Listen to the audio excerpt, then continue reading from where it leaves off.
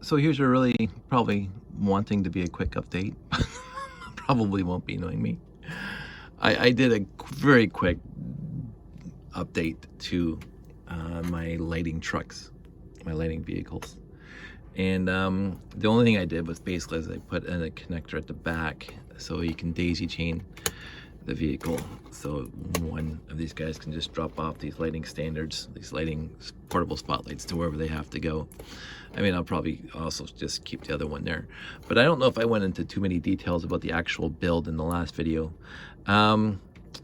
This thing, as I say, is pretty standard. It really is. I mean, this has got the same platform as this guy here and the other guys. The mobile lab, or not the lab, it's the tracker, the whatever, the one with the nice little yellow or trans clear dishes on top. That is very, very coveted, and I happen to have a few copies. Anywho, flex. So this guy, I've done this a few times on previous layouts where I needed a vehicle to carry a trailer of parts. Like in my repair bay, again, before I started building the tower, I talked about this with the little gantry that was going back and forth with the parts and pieces to fix the broken Galaxy Explorer that I've shown you in a few episodes. Oh, it's right here. This guy. You know, this side is like under repair. So this is what I did. I completely snibbed this from somebody else. Somebody did it years ago. Not maybe this exact thing, but basically a classic spaceship in repair. And I had a gantry going back and forth with a thruster on it on the end of a claw and blah blah blah, making it look like it's the ship was under repair. And also there was a classic space vehicle. Basically, I don't think it was this one. I built this one specifically for this job, the lights. But I did build a pickup truck, a classic space pickup truck, which basically had this body platform, but I used the studded wheel wells. And I put the panels, the 1x4 gray panels on the side. Excuse me, I need a drink. I wasn't expecting this. My hot lemon. And so it was a pickup truck. It held stuff in the back, basically, with a trailer that also held. Wow, this is fun. That also held. It was like a 4x8 trailer that would hold basically. It would hold one of these rocket thrusters they had in it because that was coming up to help fix the So this was off of the thing, like this whole thing was under repair. And so the gantry on the top going back and forth had this rocket thruster on it. And the pickup truck had this thing laying in the back of it. So basically the whole, in universe, they're fixing the Galaxy Explorer by bringing these parts and pieces to the repair station. So I built a vehicle very, very similar to this, except that instead of all this computer doodads on the back, it had like a pickup truck bed on the back that had parts and pieces in it, and a trailer hitch that went to a 4x8 trailer that had the thrusters sitting on top of it. So in universe, they were fixing the Galaxy Explorer. So I use exactly the same platform here, and I put this on top because, again, this is a light standard truck. That's moving light standards around, and so I wanted some computerized thing. I always like putting just a little tiny doodad on top, an antenna, and then the generator. Not like you need a radiator in space, but this is not a ladder now. This is a generator front end. You see all the generators. Like again, I never really understood in space that they would need that kind of thing. But hey, whatever. Vents. But this is where the rubber hits the road. This is the actual interesting, if you can call it that. It's not that interesting build, where I used a 4x8, 2x8 hinge plate, and then a 4x2. I guess this would be a 2x9 inch plate, and this would be a 2x13 inch plate. 9, 10, 11, 12, yeah. Whatever they call them.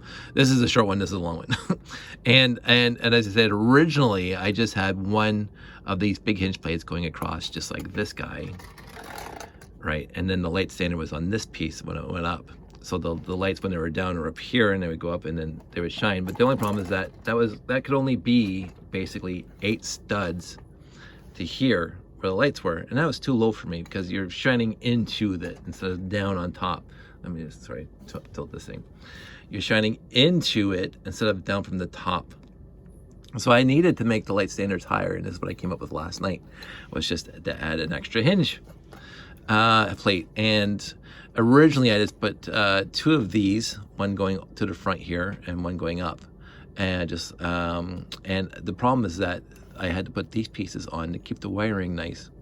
This is my idea of coming up, that I had to come up with keeping the wiring nice, because if these things would latch then into the hinge plate on the bottom. I'll show you if I can find it.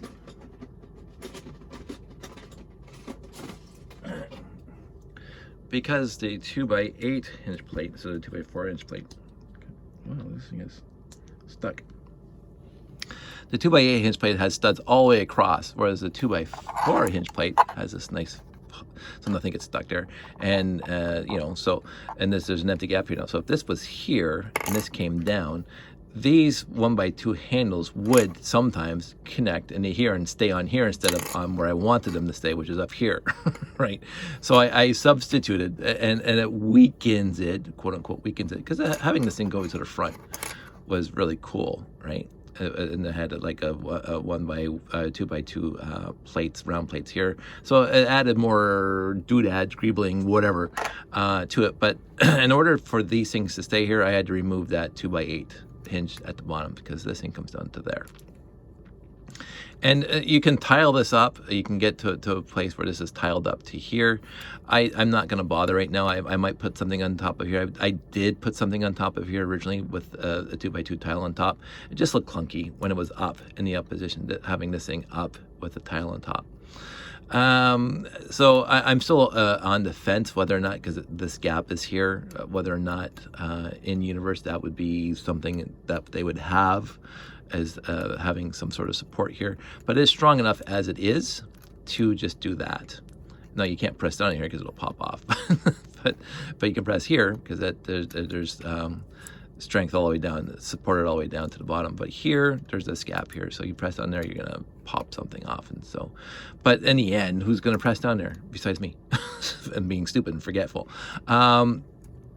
The wiring itself, and I can say this without any kind of, you know, whatever, because people have been talking and not nice about the modifications I've been doing to Lego, whatever. No mods, 0 mods here. There's not one drill, not one cut, not one anything to these light standards. You don't have to do anything to damage a brick or trash a brick if you're doing this. I ran the wires this way so I wouldn't have to, you know, drill any holes. Up here, the wire is sandwiched between the 2 1x2 handles, so it stays where it's supposed to be. So when you fold it, you don't have to worry about the wires getting caught with each other or pinched in the actual hinge. So, I mean, this is perfect. It's absolutely perfect.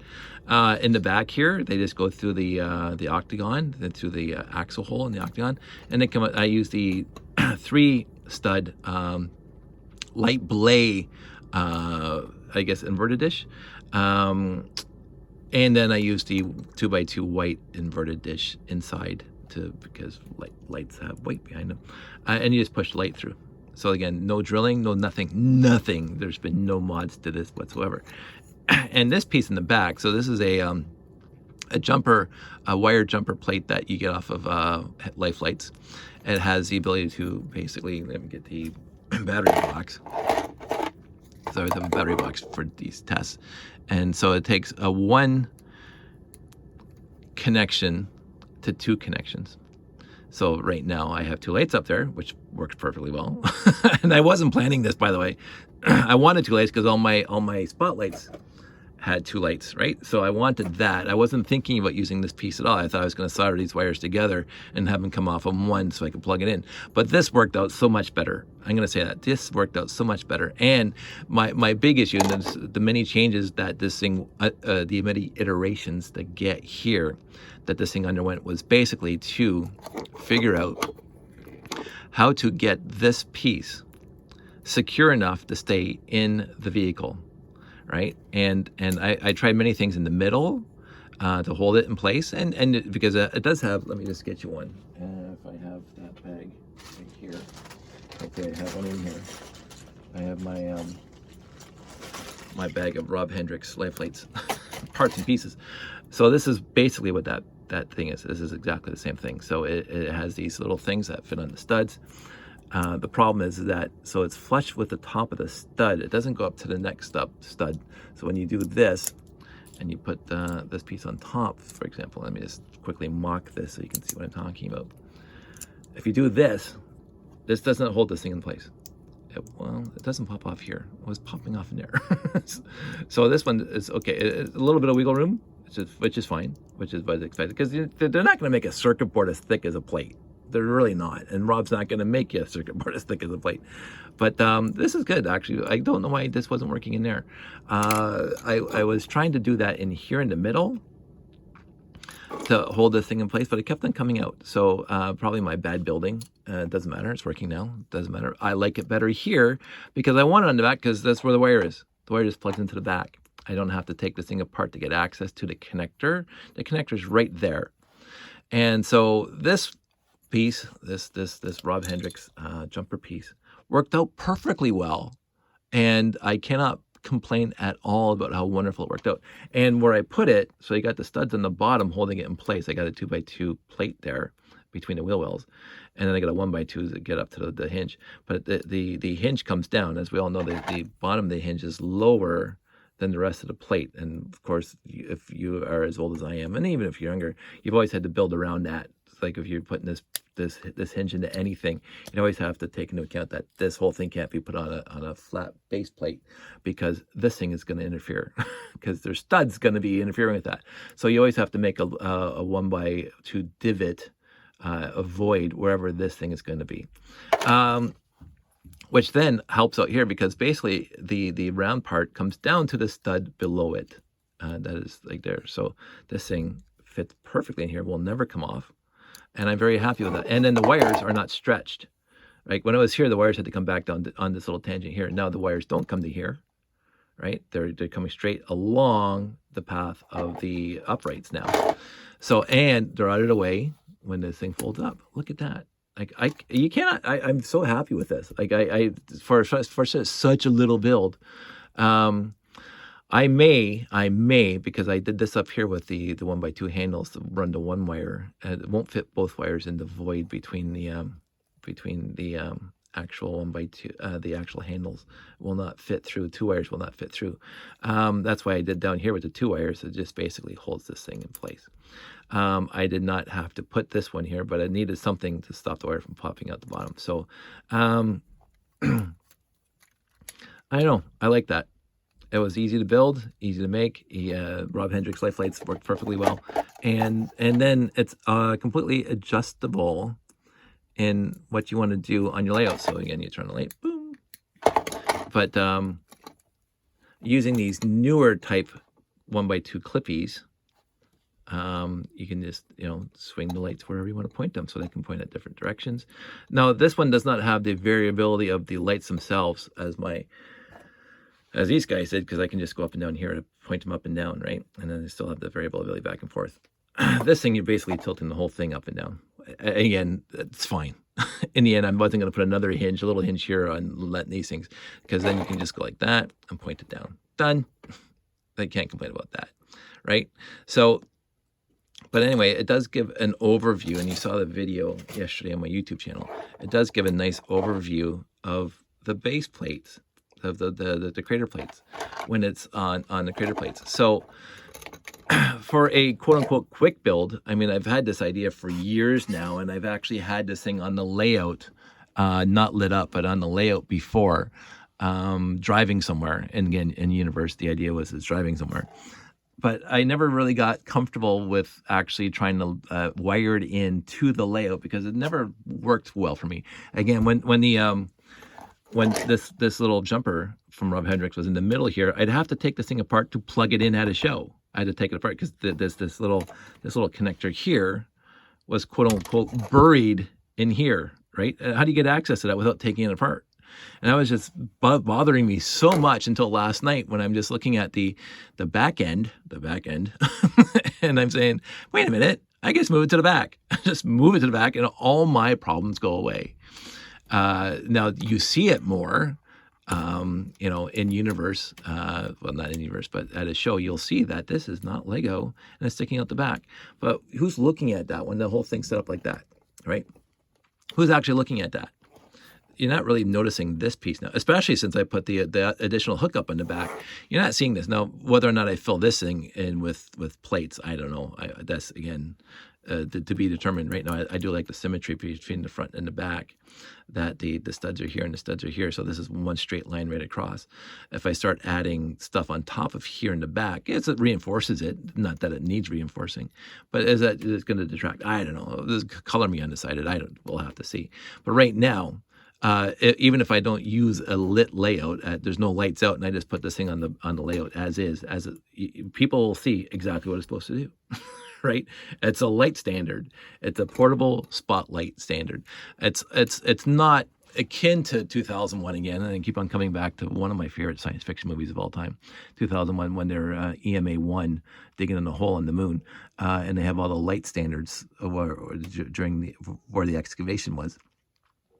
That scene's vivid in my head, right? And I like that scene because they're on the moon with lights, right? And they're excavating something. I think that's awesome. So I wanted something that didn't look specifically like those light standards in 2001. There's no way I'm going to be able to build those or even think they would be appropriate for classic space. But now that I've built this thing out of mostly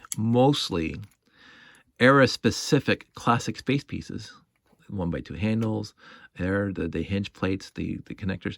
What's not new, of course, is 1x4. It's still old gray, but it's not new. It's not era specific. And of course, these lights, everything here, bing, bang, boom, not era specific. And here too, the clippies. But I'm okay with that, including the clippies are light blay, not light gray, light bluish gray, because they didn't come in the old gray. No, they had the 1x1 clippies, vertical clippies in old gray, but that wasn't strong enough for me to do this with. So I used the 1x2 light blade clippies, and I'm fine with that. I am absolutely fine with that. I honestly don't care. I see it, even if I'm colorblind, I can see from a distance that that's light blade and this is light gray. I don't care. and if I do care, I will just change them to the 1x1 clippies, but then I would be sacrificing strength for that slight difference of color, and I'm not going to. I'm honestly not going to. I like this, and it's exactly, as I say, it's exactly the same that I used for here. So basically, this top end, they're identical, right? So, I mean, I just didn't use the 3-stud wide inverted dishes on here. And the only reason why I didn't do that is because I didn't need them, because I got these things out the back to hold the light straight. And I didn't have that here, and I didn't want to put them here because it would make these back ends, this back end, and this is exactly what I'm remembering now when I built this thing originally. So these 2x2 round bricks are basically to hold the light straight out, because if it's just coming through a plate, it can wiggle around. Even this one wiggles around a little bit, it's sticking up a little too far, but I'm not going to touch it because you don't want to touch those kind of things after they're in place. But if it's just coming through one plate, it moves around. Whereas when you put it through here, basically the whole thing is stationary, and you don't have to worry about wrecking the connection with it constantly moving like that. So I wanted an additional thickness of plates, basically, and to get that, I put the 3-stud inverted dish before I put the 2x inverted dish. And so the light's going through 1, 2, 3 plates, basically, so one brick to hold it in place. And I like that. I really do. And I think that's fantastic. And it does add a little bit. And the thing is why I couldn't use the 2x2 bricks on the back, round bricks on the back, because I want to fold these down when it's in travel. And that would never happen to that extent if there was those 2x2 round bricks in the back. Now it tucks in. There's a little bit of wire conflict here, which is fine. It's tucked in enough. And then it goes on to here as it is, and then I can put the other one now onto here as it is, and now this truck can go wherever it's necessary for it to go in universe to where it has to go to set up.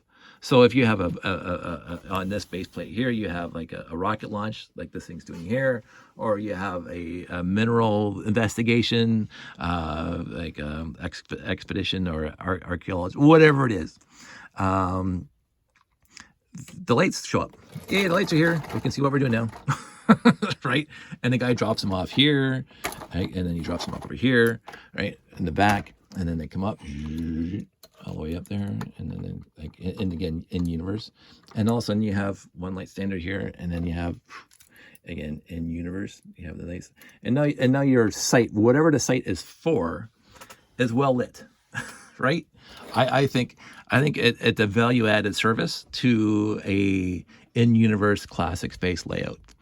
Your mileage may vary, and again, era specific pieces overall, and it fits right in, like that vehicle and that vehicle, pretty much identical. They look like they came from the same factory floor in that vehicle. It all fits in together. I do really like those builds of people who take the classic space and they build on it and make it bigger, better, stuff like that. For myself, I like the idea of building era-specific vehicles that looked like they could have been in sets at the time, and having 8, 12, 15 wide, 16 wide vehicles in classic space. I love them.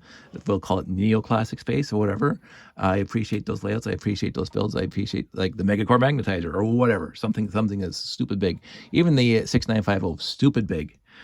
Doesn't really fit into my layout, but I do have one. No, I don't. I actually used to bring one for the layout, but it was just honestly too big for the scale of the layout. And I would need, and I've said this, you need space to have space. So if my layout was 10 by 10, for example, and the whole back 40 is just base plates of like uncharted territory, then put the 6950 out there and put the robot command center out there.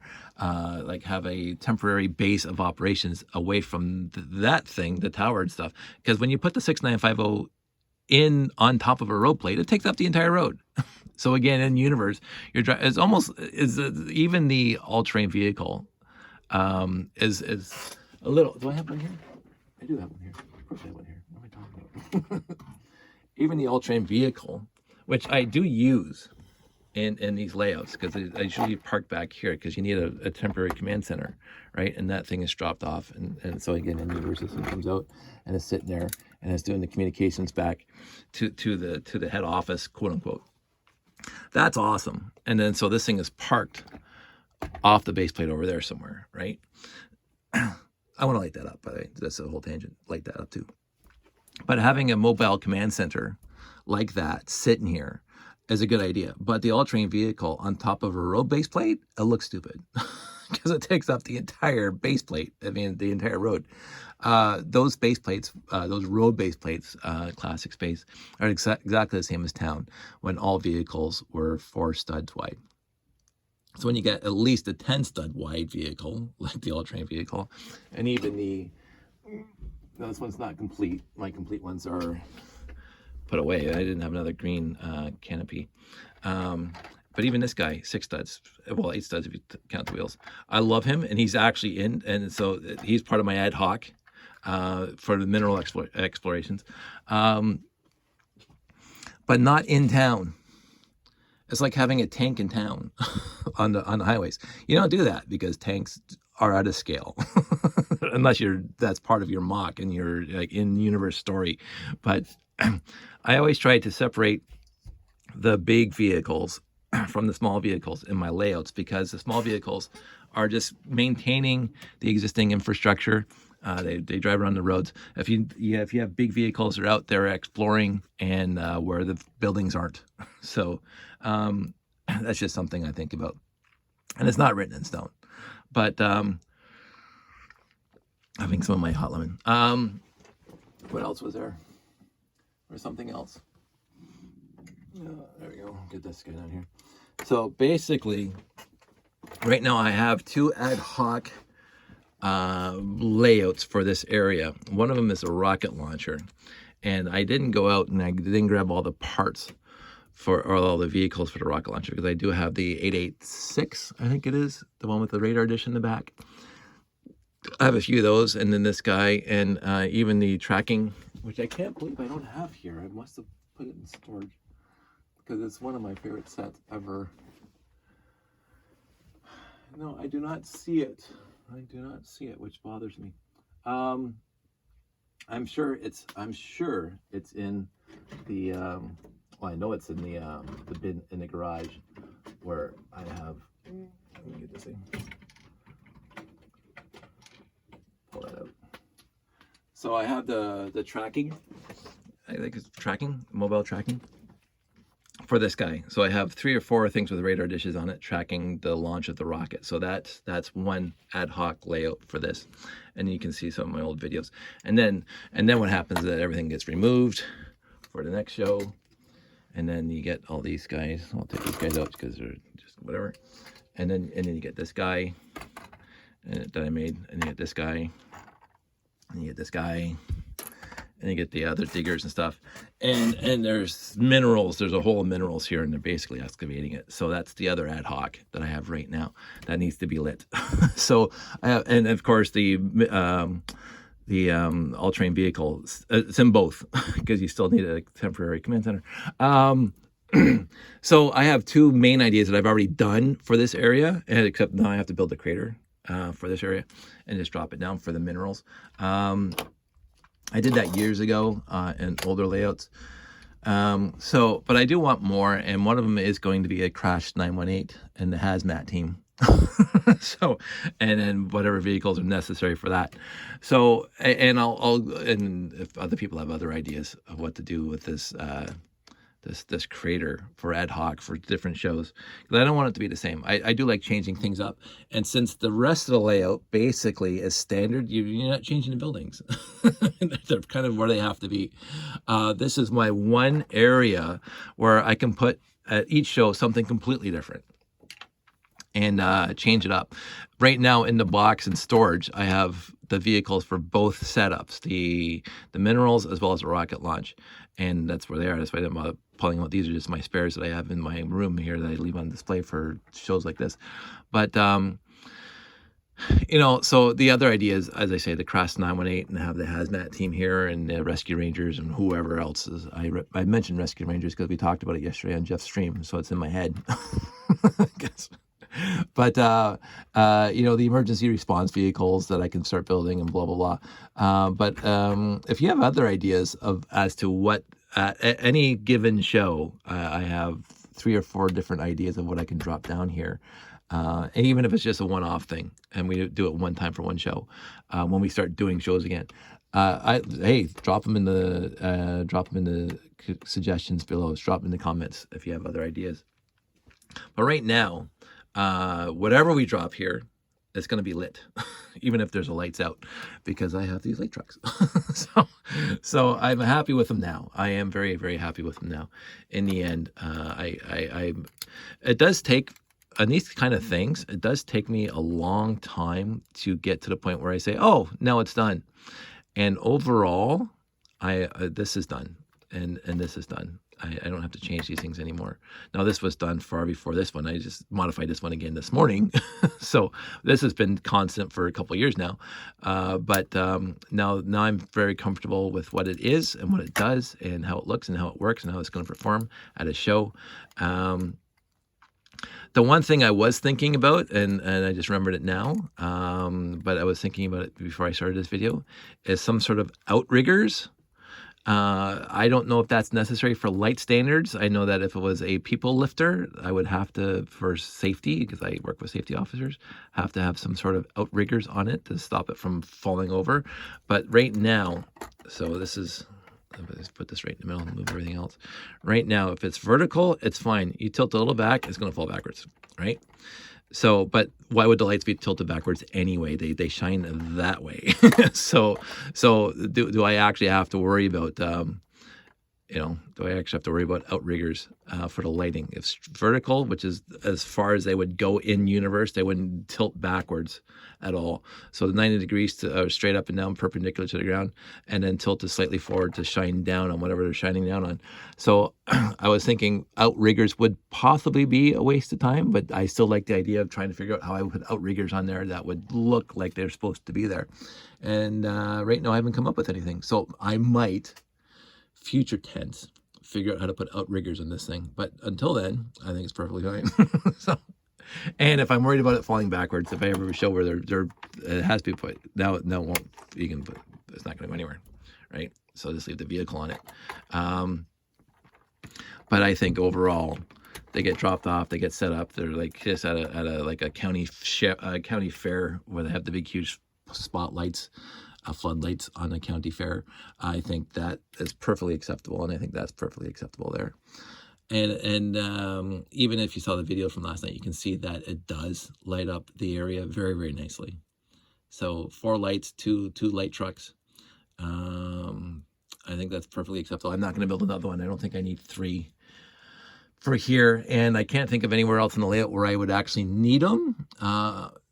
I do have to come up with a solution for my marching guys. I do have a bunch of Marines marching all over the layout in specific areas, doing just marching drills and stuff like that. And the lights out where they're marching is not lit up. And so, I remember years ago, I don't know if it was Rob Hendricks or whoever it was, that made a lantern light for a minifig for a train show. And they ran the wire through the minifig arm. Let me just get a minifig. Picture this being the engineer or the caboose guy. They ran the wire, they drilled a hole through the arm, and it came out the hand into the little lantern the guy was holding, and they had a little tiny light inside here, right?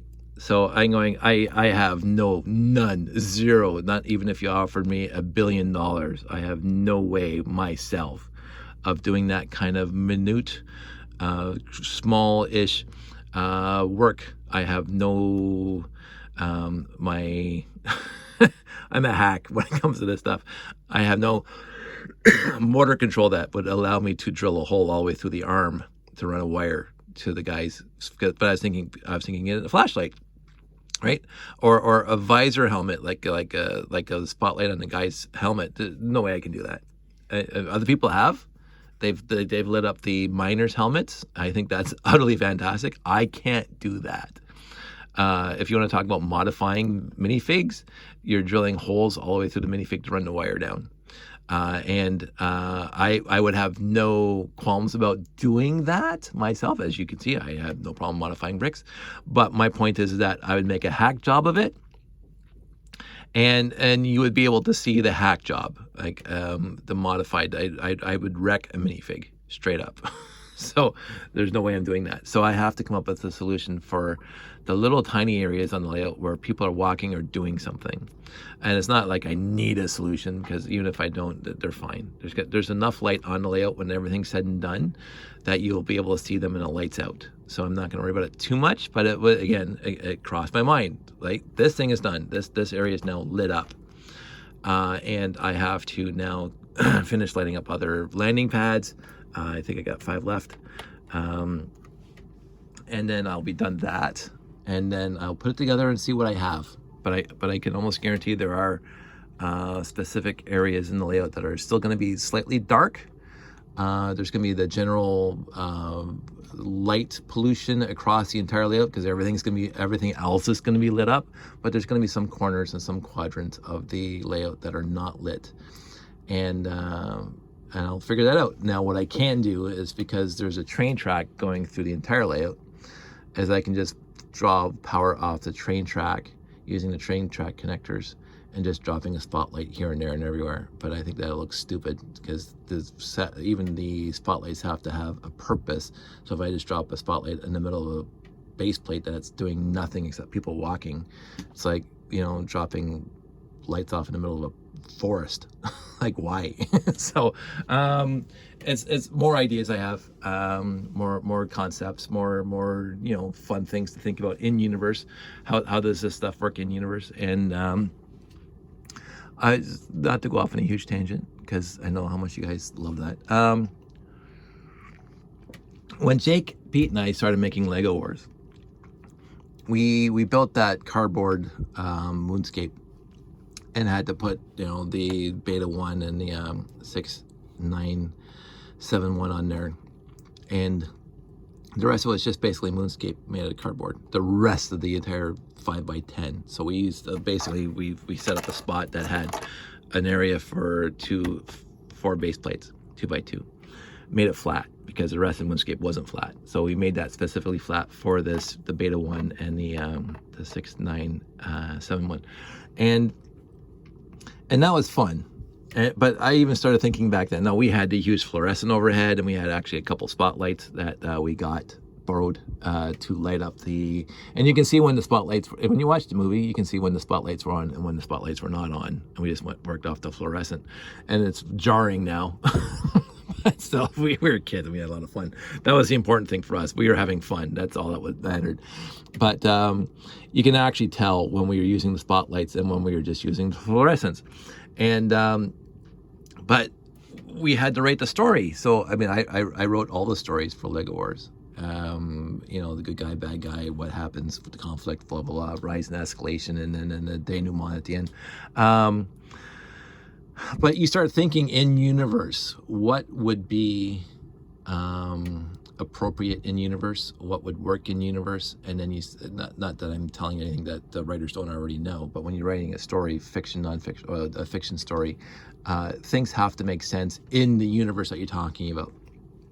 And if you come with something outside of left field that wasn't talked about before, or wasn't easily understood to be in that universe, people have a jarring, like whatever. And you see it in movies too, when you come across something that is completely, how does this even factor into the movie? So when I start thinking about my layout, I always think about in universe, what makes sense, what doesn't make sense, what is a, and again, I don't take it too far because then it gets OCD and pedantic and whatever.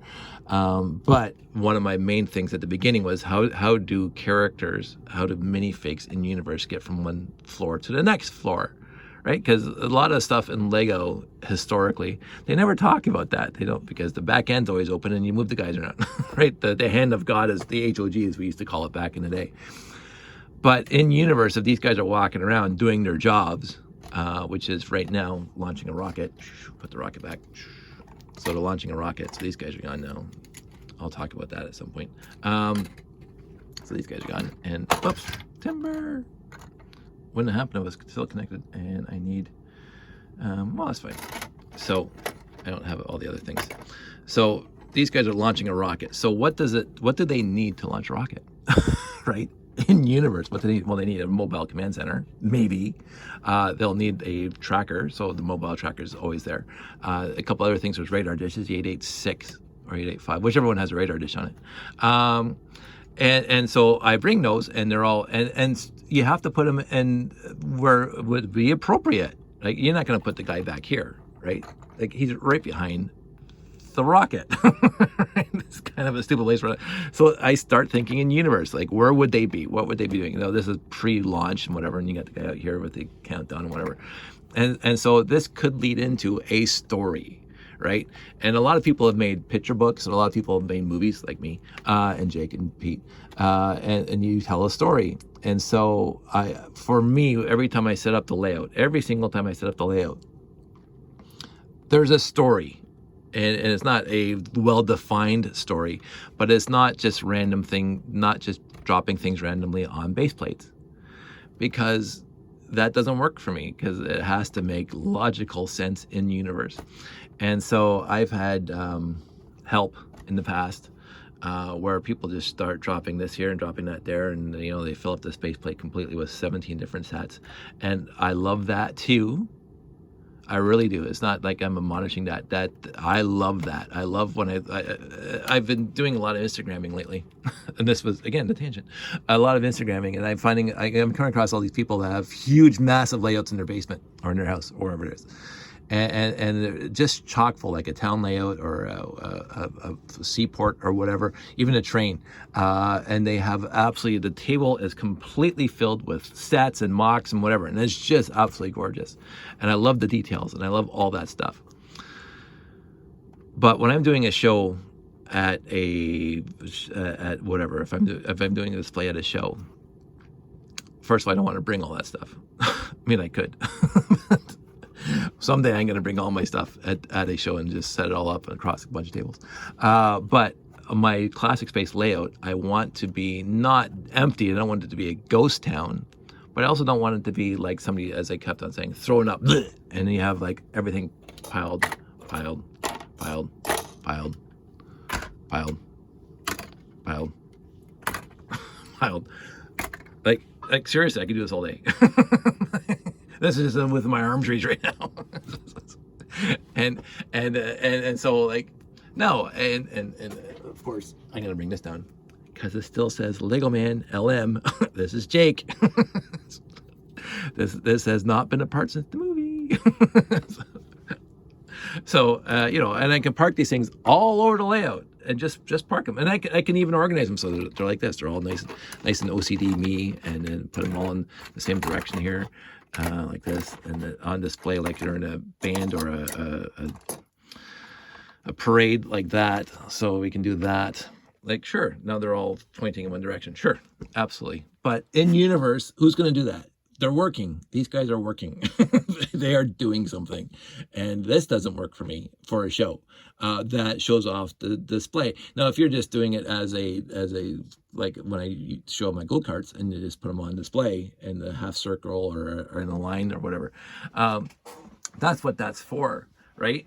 Like dropping off when I actually do, if I actually do bring out all my classic space sets that I have together and put them on a table. This is how they're going to look. They're all going to be facing the same direction, and they're all going to be in some sort of theme or cohesive, maybe years. I don't know. But that's what they're going to do. They're all going to be facing, because there's no story there. They're just there for display for people to gawk at. But for me doing my layout, there is a story. And again, as I said, it's not a specific chapter 3 of Lego Wars 3, but it is, these guys are going somewhere. They're going to be doing something. They're going to be launching this rocket. They're going to be saying, hey, you know, we have a job to do. And the job is today. Today is to launch this rocket. So what do I need for them to launch this rocket? Well, I need support. I need command centers. I need lights if it's dark on that side of wherever they're launching it from, right? So that's what I'll be doing. That's what I have done. If you notice in the other previous shows with the tower, that this area always has something like this parked there. And overall, I've tried to make it look like it's set up correctly for what they're doing. And now I'm adding the light standards. So if there's the lights out, it'll be fine. So that was a quick well, I don't know if it's a quick tangent. We're already at 42 minutes. But in the end, I absolutely adore what other people build. I really do, and I just voraciously look through pictures, and I zoom in, and I get all the nitty-gritty details that I can't do because I can't build that way. I can't build a lot of greebles. I can't build a lot of details. I can't build. I mean, I've tried, and I'm somewhat successful. I mean, this thing's greebled enough. So it's fine, but most of it is built this way for functionality, to make it work properly and be able to fold down properly. I can do this with one hand. Thank you. So there's not too many extra pieces on there for greebling. I mean, people say that bar is greebling. No, actually, this bar is holding these 2 plates down to make sure they don't pop off, because if they pop off, the wires pop out. So that bar there actually has a reason. So, I mean, I could have made it differently. Absolutely could have made it differently. But in my building style is functionality versus greebling. I'm trying to get more on the greebling side. But anyway, all that said, the light standards work. There has been 0 modifications to bricks at all, and I'm happy with the result. I'm actually today exceedingly happy with the result, because again, all the work I did yesterday while I was on Jeff's stream to get them better, because they sat on my shelf for the longest time pre-COVID. I mean, I had these light standards, these light vehicles built for BrickFet. The idea was they're going to be on BrickFet before we stop doing BrickFets, because that's where there's the lights out. And when we have a lights out, as I saw when I was in my driveway a couple of years back, this entire area is dead. It's black. You can't see a damn thing. I mean, darn things, right? You can't see a thing. And that always bothered me. It's been bothering me since BrickFat. And so ever since, I can't remember when we did the first lights out in BrickFat, but I have it on video. 2013, I think it was. So it's 2 years into BrickFat. Because I don't think we did lights out on the first when we were at the AHA Center, and I don't think we did it for the first time we were over at Kennedy. I think it was Kennedy, the second one, and for the remainder for a while. But 2013, I think there's a video on my stream right now, in my YouTube stream, that shows you what this layout looked like back then. No, wait, I have to roll that back because one of my K-Lug friends used to love seeing my display since BrickFat 2011 lit up. And that was basically, back then it was just a tower that was lit up. Half the tower was lit up, not even the whole tower. And so she looked forward every year to coming to BrickFat to see how much lighting I've added to the layout. And so we must have the lights out every year. I just don't remember them. I just remember videotaping the one on 2013. I think there might be a few more that I videotaped. But anyway, my whole thing is when I saw it at Lights Out, I said, that's not remotely sufficient enough for me to be happy. So I've been modifying the layout ever since, mostly to add lighting and to add support for the monorail. And so right now, all the buildings are lit, which makes me happy. And pretty soon all the landing pads will be lit, which makes me happy. But again, this was a deficiency. This one zone is nowhere near a spotlight. This one zone is nowhere near a building to light it up. So, and again, in universe, the idea is that this, because of the scalability, this one crater plate is nowhere near the rest of the layout, even though it's right beside the habitat. The habitat's right here, right? So I could have put a spotlight on the habitat to shine down in here, just like I did with the tower to shine down on the base plates. But again, in universe, this has to be self-sufficient. This zone here, I keep on knocking things off. This zone here has to be self-sufficient. And now it is, and I'm happy about that. So, 46 minutes, I talked enough. Jeff's gonna cry because he's behind videos, and I just talked for 46 minutes about this one point. So I'm gonna wrap this up. Sorry, Jeff. I know I do go on. So in the end, I think we're good here. I'm gonna go on to the next base plate, and maybe I will make shorter videos for that. I'll talk to everybody soon. Everybody stay safe, take care, and later.